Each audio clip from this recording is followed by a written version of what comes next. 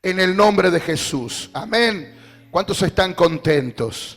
¿Cuántos están bendecidos?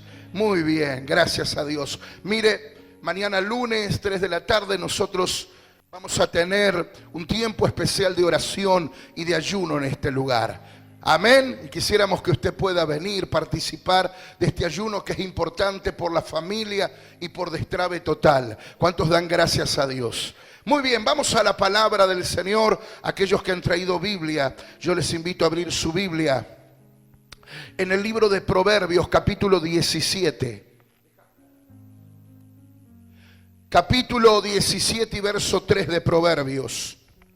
Capítulo 17 y verso 3.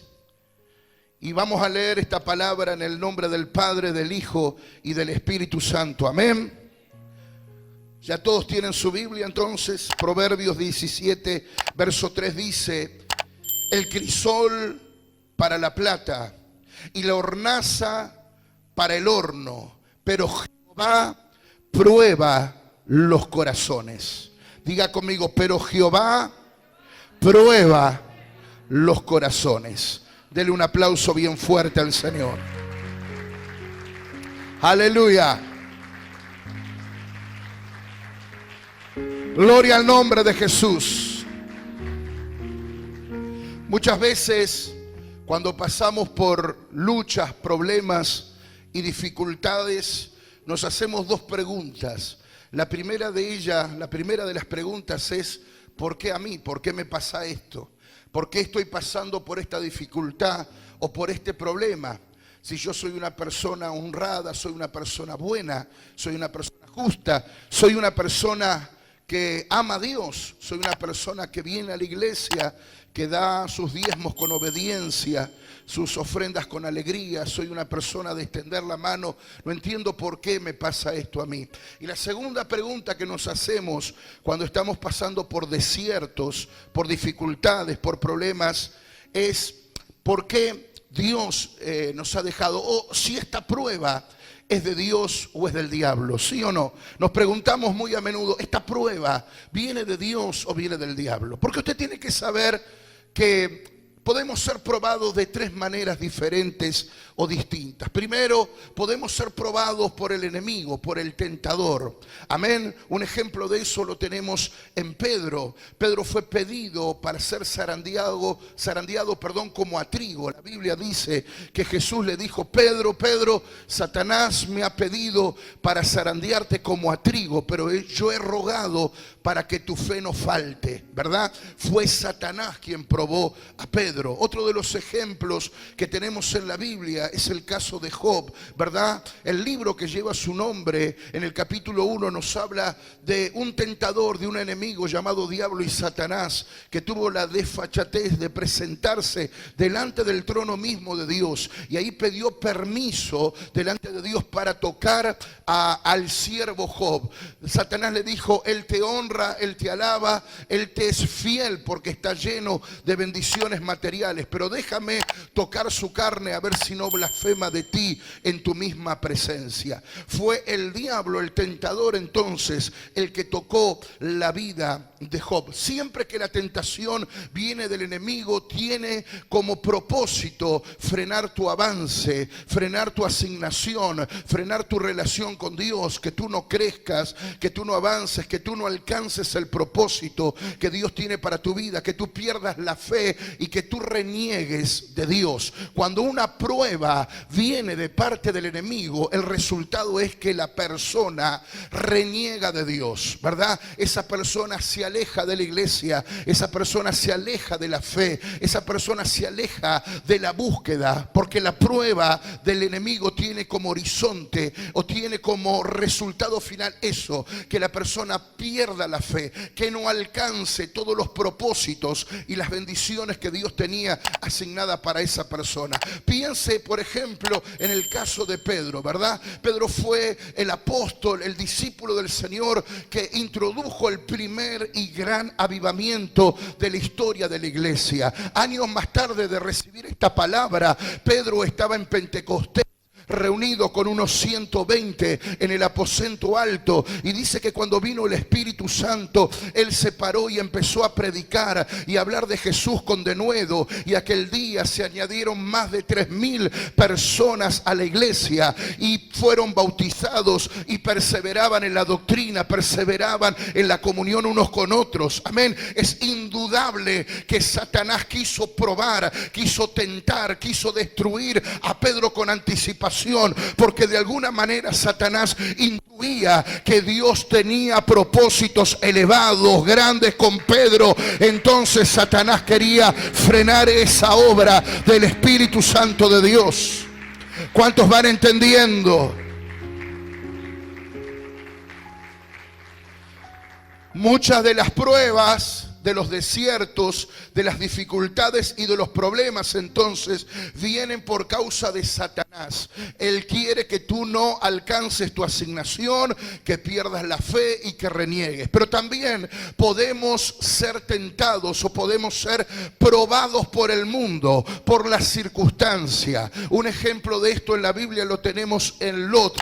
Dice que cuando Lot se separó de su tío Abraham, él fue eligiendo las llanuras del Jordán. Pero había un problema: en las llanuras del Jordán estaban establecidas las ciudades pecadoras de Sodoma y Gomorra, que tenían un estilo de vida absolutamente licencioso, inmoral y contrario a las leyes de Dios. Pero Lot fue poniendo sus tiendas gradualmente hacia Sodoma, hasta que finalmente se terminó convirtiendo en un ciudadano, en un integrante de aquella ciudad pecadora. Y todos nosotros ya conocemos el resto de la historia. Cuánto sufrimiento le causó esa decisión a la familia de Lot y al propio Lot, ¿verdad? ¿Por qué? Porque él eligió por vista y no por fe. Mientras Abraham eligió la promesa, el camino más largo, Lot eligió el camino más corto, el camino de la vista, el camino de la carnalidad, el camino de la mundanalidad.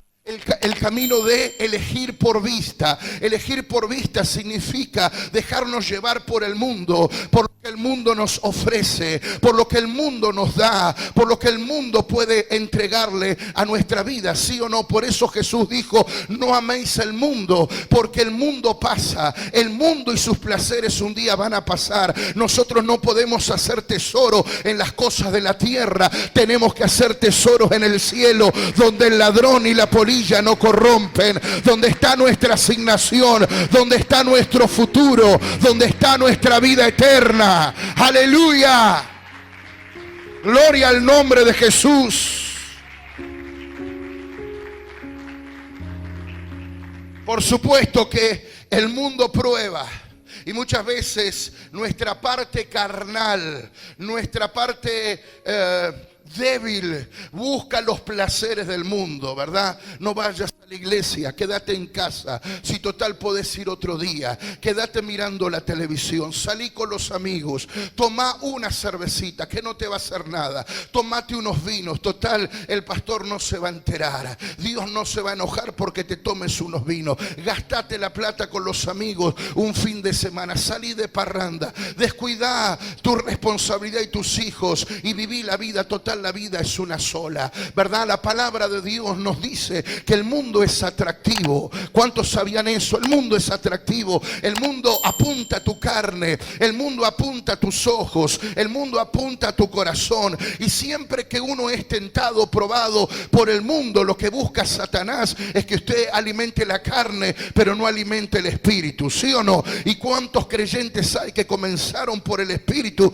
y terminaron por la carne? ¿Cuántos hay que un día alababan y glorificaban a Dios? ¿Cuántas personas hay que un día hablaron en nuevas lenguas o enseñaron en este altar, pero del espíritu ya no queda nada? ¿Por qué? Porque el mundo y sus deleites atrapó su corazón. Hoy ya no viven por el espíritu, viven por la carne, viven por lo que sienten, viven por lo que sus ojos ven. Entonces, cuando somos probados por el mundo, la característica es que usted pierde la vida en el espíritu y comienza a vivir en la carne. Pero la palabra de Dios dice que usted y yo somos llamados a vivir en el espíritu. Aleluya. Los que somos nacidos del espíritu debemos vivir por el espíritu. Aleluya. Dele un aplauso bien fuerte a Jesús en esta hora. Gloria a Dios. Pero también la palabra de Dios nos enseña que usted y yo podemos ser probados por Dios. Podemos ser probados por el enemigo. Podemos ser probados por las circunstancias y por el mundo, que nos ofrece un montón de deleites y placeres temporales y pasajeros. Pero podemos ser también probados por Dios. Y un ejemplo, quizás el más paradigmático de estos ejemplos en la Biblia, lo encontramos en Génesis capítulo 22, donde literalmente el primer versículo dice: y probó Dios a Abraham. Y probó Dios a Abraham. La Biblia dice claramente en el Génesis 22:1, probó Dios a Abraham. Significa que Dios prueba. Dios probó a Abraham. ¿Y cómo Dios probó a Abraham? Dios le dijo a Abraham que le entregase en sacrificio, en ofrenda, nada más ni nada menos que a su hijo Isaac, el hijo nacido en la vejez. ¿Y qué hizo Abraham? Obedeció. Diga conmigo, él obedeció. Él preparó la leña, el fuego, el cuchillo, el muchacho, y fue 3 días y 3 noches camino al monte Moriah, porque él estuvo dispuesto a obedecer a Dios. ¿Cuántos dicen amén? Ahora, ¿qué es lo que busca Dios cuando Él nos prueba? ¿Qué es lo que buscaba Dios en Abraham cuando Dios lo puso en semejante prueba? Conocer lo que hay en nuestro corazón. Cuando la prueba viene de Dios, Dios está interesado en conocer qué hay en tu corazón. Si tu corazón es un corazón obediente, si tu corazón es un corazón fiel, si tu corazón es un corazón íntegro. Toda prueba, ¿verdad?, tiene como objetivo que usted apruebe, que usted pase a un próximo nivel. Cada vez que Dios quiera bendecirte, cada vez que Dios quiere darte una asignación nueva o hacerte entrar en una nueva temporada, Él primero te va a probar para saber qué hay en tu corazón. ¿Cuántos dicen amén a eso? Mire lo que dice la palabra de Dios en el libro de Jeremías capítulo 17 y verso 10. Yo soy Jehová, que escudriño la mente, que pruebo el corazón, para dar a cada uno su camino según el fruto de sus obras. Más claro imposible. Yo, Jehová, escudriño la mente. Yo escudriño el pensamiento y yo pruebo el corazón, para dar a cada uno según su camino y según el fruto de sus obras. El proverbio que acabamos de leer al principio como plataforma dice que el oro se prueba en el fuego, pero Dios es el que prueba los corazones. Siempre que entramos en una prueba, entonces es porque Dios quiere conocer qué es lo que hay en nuestro corazón, para saber si estás listo, si estás aprobado, si realmente puedes pasar a un próximo nivel, si Él puede confiar en ti, si Él puede darte todas esas bendiciones y todas esas cosas grandes que Él tiene preparadas para tu vida. Esto es como en el colegio, ¿verdad? Cuando se nos tomaba prueba. Yo recuerdo mi época de estudiante, cuando cada trimestre, cuando cada semestre, cuando a fin de año se nos tomaba una evaluación. ¿Para qué era? Era para ver si nosotros habíamos asimilado los conocimientos, ¿sí o no? Entonces, si el resultado de nuestra evaluación, de nuestra prueba, era positivo, nosotros pasábamos a un nuevo nivel. Esa materia la teníamos aprobada, ese trimestre lo teníamos aprobado, ese semestre lo teníamos aprobado, ¿verdad? Y si la prueba era de fin de año, entonces significaba que habíamos aprobado ya la materia. Y si teníamos la mayoría de las materias aprobadas, significa que habíamos pasado de año. ¿Cuántos dicen gloria a Dios? Usted me está entendiendo, ¿verdad? La prueba entonces tiene como finalidad saber si estamos aprobados o no. Ahora, cuando Dios envía una prueba a nuestra vida es porque Él quiere bendecirte. Usted tiene que saber esto, que la prueba de Dios es porque Él quiere bendecirte. Cuando viene una prueba de parte de Dios es porque Dios quiere llevarte a una nueva temporada, a un nuevo nivel. Es porque Él quiere poner cosas grandes en tu mano, y primero Él se va a asegurar de ponerlo en corazones limpios, en corazones aprobados. Dele un fuerte aplauso al Señor. Aleluya. Cada vez que Dios quiera bendecirte, cada vez que Dios quiera poner en tu mano un ministerio, cada vez que Dios quiera usarte, cada vez que Dios quiera promoverte, cada vez que Dios quiera prosperarte, primero va a venir una prueba. Primero va a venir una prueba. Así que no reniegue, no se queje, no le pida a Dios que le saque de la prueba. Dele gracias a Dios en medio de la prueba, porque eso significa que Dios está pensando en ti. Amén. Es porque Dios tiene planes contigo. Cada vez que estás pasando por una prueba es porque estás siendo honrado. Dios te tiene en cuenta. Dios quiere darte algo grande. Y si grande es la prueba, es porque grande es la bendición que viene en camino. Amén. Si grande es la adversidad por la que estás pasando, es porque el premio y el galardón que viene de parte de Dios también va a ser muy grande. Aleluya. Dale un aplauso fuerte al que vive. Gloria a Dios. A través de la prueba, Dios escudriñó el corazón de Abraham. ¿Sí o no? ¿Y qué pasó, pastor? ¿Aprobó Abraham? Totalmente, aprobó y con creces. Abraham fue obediente. Por eso cuando Abraham, después de caminar 3 días y 3 noches hasta el monte Moriah, luego de levantar el altar de piedras, luego de poner la leña, luego de tomar al muchacho y atarlo de manos y pies y ponerlo tal si fuera un cordero para el sacrificio, y luego de que Abraham levantara su cuchillo, y cuando Abraham ya tenía su cuchillo en alto y estaba dispuesto a sacrificar a su hijo Isaac, fue en ese instante, en ese momento donde él escucha una voz de detrás de sí que le dice: Abraham, Abraham, no lo hagas, porque ahora sé que me temes, ahora sé lo que hay en tu corazón, ahora sé de qué madera estás hecho, he visto tu obediencia, he visto tu fidelidad y estoy listo y dispuesto a bendecirte. ¡Aleluya! Dale un aplauso bien fuerte al Señor.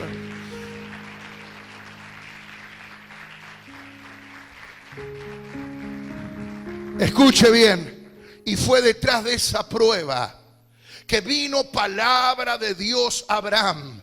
Y Dios le dijo así a Abraham: Abraham, te juro que te bendeciré.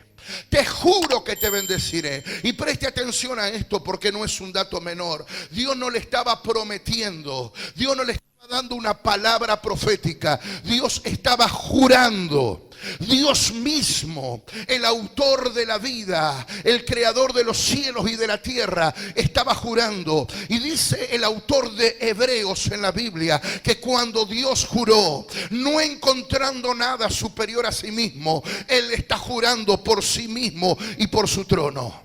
Porque cuando alguien jura, se jura generalmente por algo que es mayor a uno mismo. Uno ve los políticos en Argentina que dicen: juro sobre la Biblia o juro sobre la Constitución.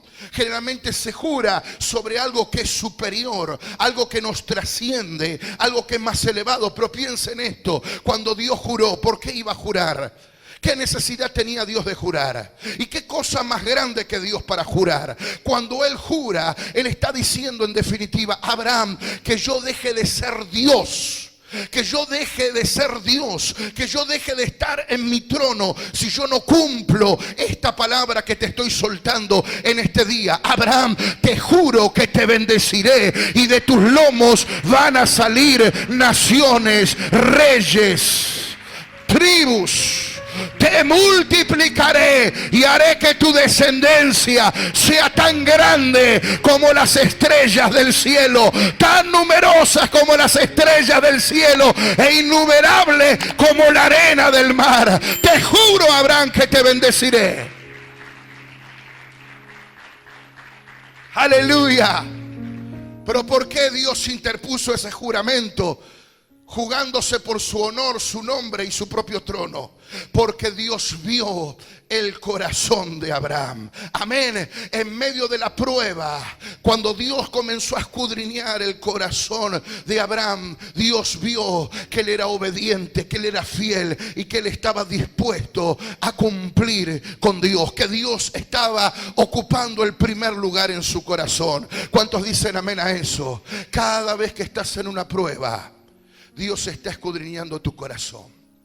Cada vez que estás pasando por una prueba, recuerda esta palabra: Dios quiere poner algo grande en tu mano. Dios quiere hacer de ti algo especial. Dios quiere honrarte de una manera especial. Dios te quiere llevar a un nuevo nivel. Pero primero Él se va a asegurar que tu corazón esté alineado a su corazón. Que tú seas una persona fiel y obediente. ¿Cuántos dicen amén? Pero preste atención a esto que le voy a decir también.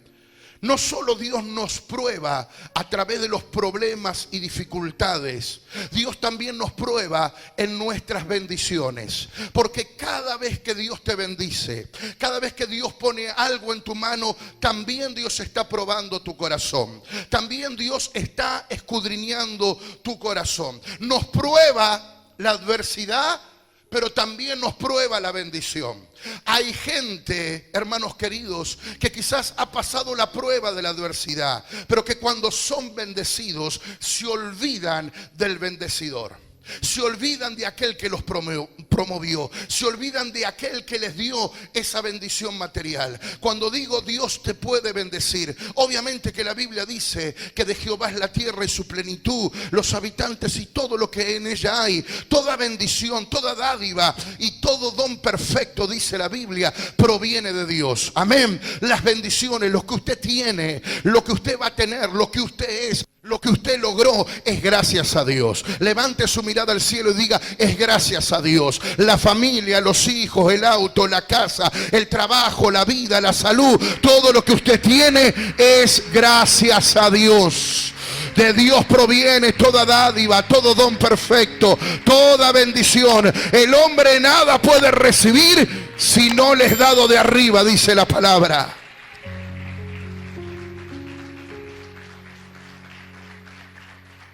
Entonces, cuando Dios te bendice, también Él te está probando. Cuando Dios te da un hijo, cuando Dios te da una casa, cuando Dios te da un auto, cuando Dios te da un buen trabajo, cuando Dios te da un negocio, cuando tu negocio prospera, cuando Dios te da una idea de oro y tu idea prospera, cuando Dios te da un dinero que no podías cobrar y finalmente ese dinero ahora llegó a tu mano, a través de esa bendición, Dios también te está probando para ver si eres fiel, si eres íntegro y si eres obediente. ¿Y qué es lo que espera, pastor, Dios en medio de mis bendiciones? Que yo sea agradecido. Amén. Porque se supone que si yo estoy bendecido, yo tengo que ser agradecido a Dios. ¿Sí o no?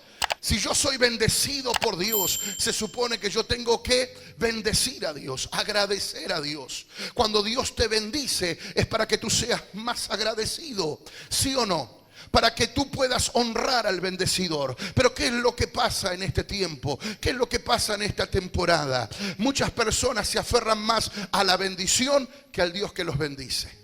Muchas personas honran más la bendición, cuidan más la bendición que la relación con aquel que los bendijo.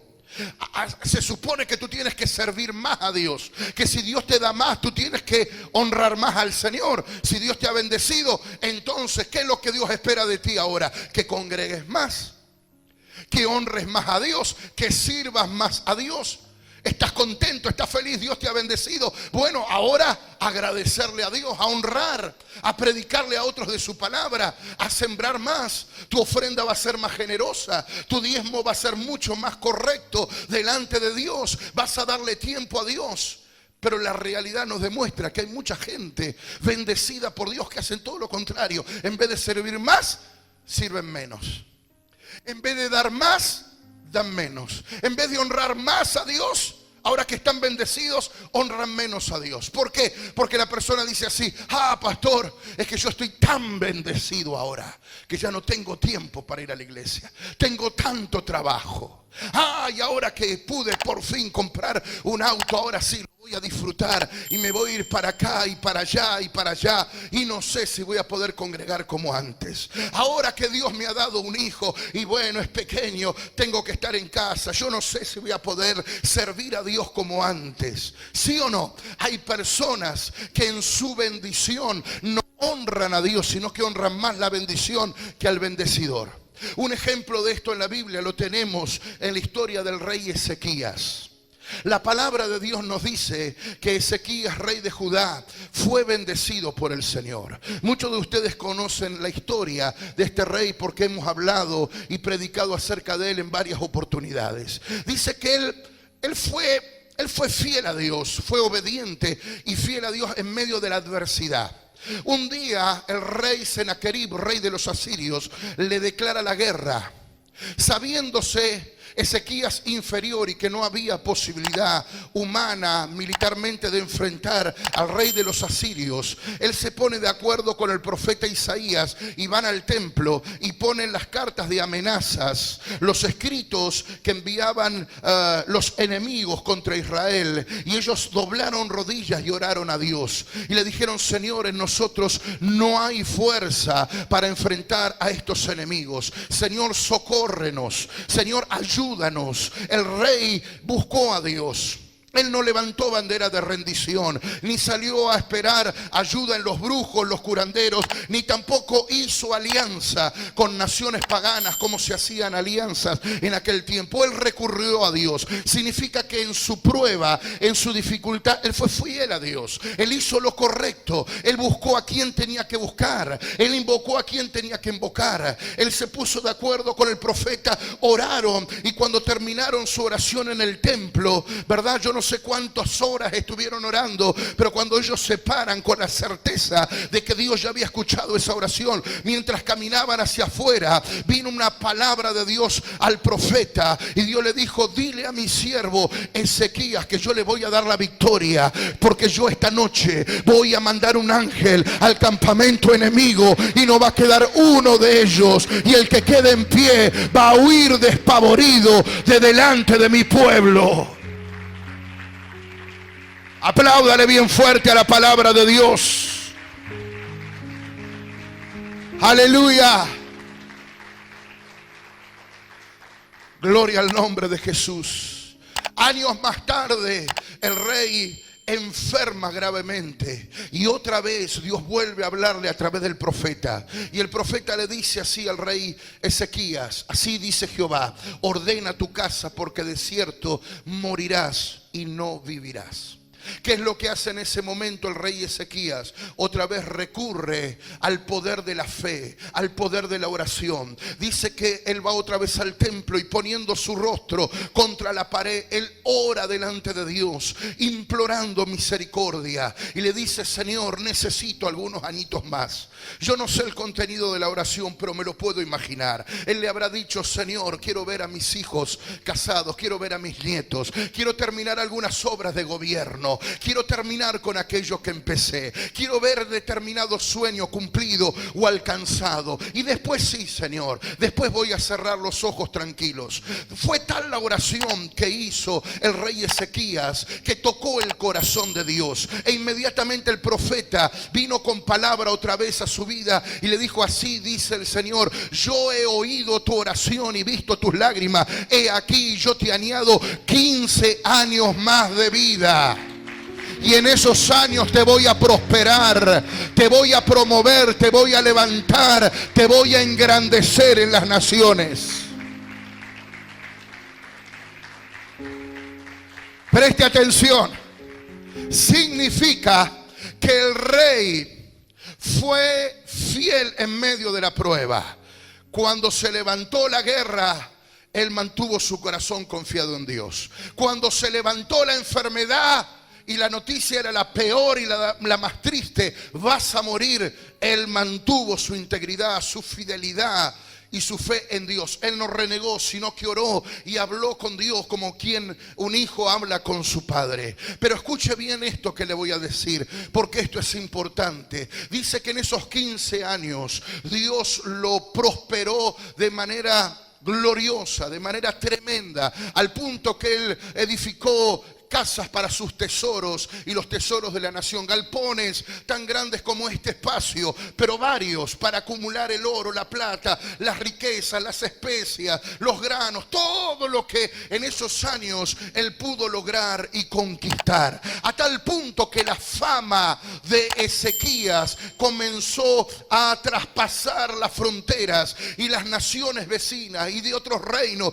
comenzaron a escuchar de las obras potentosas que Dios había hecho en Judá a través de Ezequías. Y de Babilonia, preste atención, un imperio grande de aquel tiempo, el rey envía mensajeros para ir a entrevistar al rey Ezequías y preguntarle acerca de todas estas proezas y acerca de todas estas bendiciones. ¿Cuáles son las bendiciones que ellos querían conocer? No solamente ellos querían saber cómo Ezequías había logrado tanta riqueza en tan pocos años, sino que ellos también habían oído de que él había estado al borde de la muerte, pero que prácticamente había resucitado, que él estaba al borde de la muerte porque tenía una enfermedad terminal y sin embargo él pudo superar eso. Ellos querían conocer el testimonio en primera persona del rey Ezequías. Así que fueron a entrevistarlo, y lo que hizo el rey fue abrirle los tesoros. Y dice la Biblia en segunda, déjeme decirle el texto bíblico justamente, en segunda de Crónicas capítulo 32 y verso 25, que el corazón de Ezequías se enalteció. Él no le dio la gloria a Dios. Fíjese lo que dice segunda Crónicas 32 verso 31, más en lo referente a los mensajeros de los príncipes de Babilonia que enviaron a él para saber del prodigio, que querían conocer el prodigio que había acontecido en el país. Dios lo dejó, ¿a quién? Al rey Ezequías, para probarle, para hacer conocer todo lo que estaba en su corazón. Amén. Para probarle, para hacer conocer todo lo que estaba en su corazón. Déjeme decirle esto, Ezequías no le dio la gloria a Dios. En ningún momento él le dio la gloria a Dios. Qué mejor oportunidad que esa, ¿verdad? De decirle a los mensajeros de Babilonia: yo tengo vida gracias a Dios. El Dios de Israel, el Dios de mis padres, el Dios creador del cielo y de la tierra, es el Dios que me sanó. Todo esto que ustedes ven, toda esta grandeza de mi reino, es gracias a Dios, porque Él prospera, porque Él bendice, porque Él sana, porque Él da vida, porque Él bendice a aquellos que son obedientes y fieles a Él. ¿Qué mejor oportunidad que esa?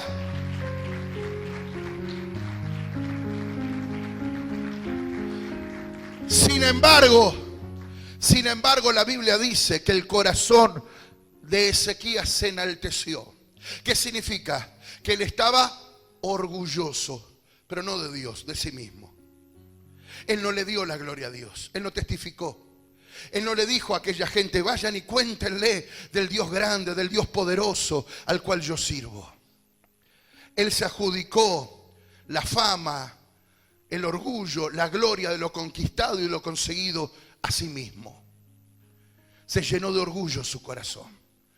Como muchas personas que son bendecidas por Dios, y luego de que son bendecidas por Dios, se olvidan de Dios, se olvidan del bendecidor, se olvidan de aquel que los libró de la muerte, se olvidan de aquel que un día los sacó del pozo y los puso sobre la roca firme. Se olvidan de aquel que un día les dio la vida y la capacidad de hacer riquezas. ¿Cuánta gente escuchamos hoy que se ufana, que se jacta de lo conseguido y dice: es que yo todo esto lo logré con mucho trabajo, que yo esto lo logré con mucho sacrificio, es que yo me pelé la frente estudiando, es que yo dejé la juventud, yo dejé la espalda y todo lo que tengo es gracias al esfuerzo, gracias a lo que yo hice, gracias a mi siembra. No, entienda bien lo que le voy a decir. Todo lo que usted logró, todo lo que usted va a lograr, todo lo que usted vaya a alcanzar el día de mañana es gracias a Dios, que si no fuera por Dios, usted y yo no tenemos nada.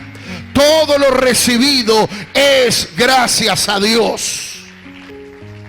Que no se te olvide de darle la gloria a Dios en medio de tus bendiciones. ¿Sí o no? Dice la Biblia que detrás de esos 15 años de esa prosperidad, Dios dejó a Ezequías para probarle, para hacer conocer todo lo que estaba en su corazón. Ezequías no aprobó.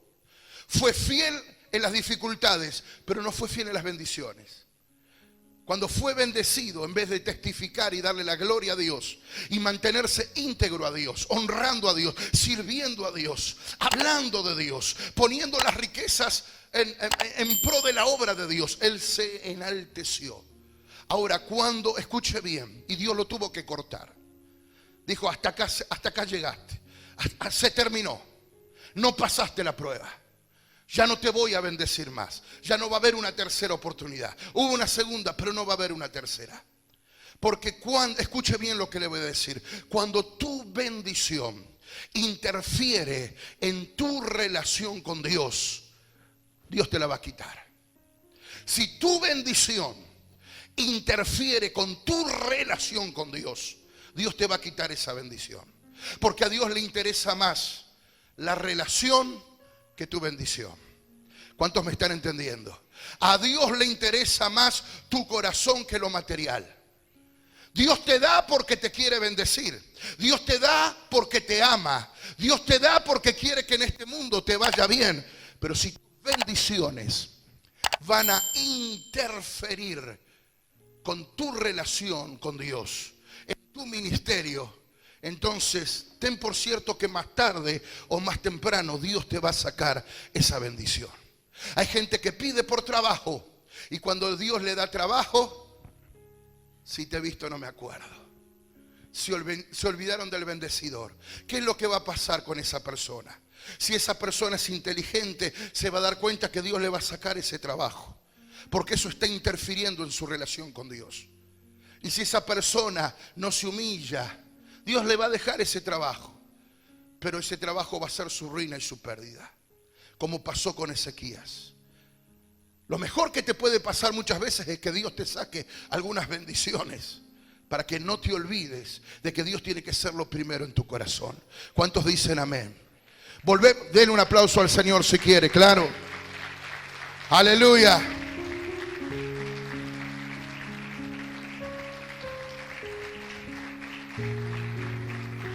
Termino con esto. Volvamos a la historia de Abraham. Abraham también fue probado en su bendición.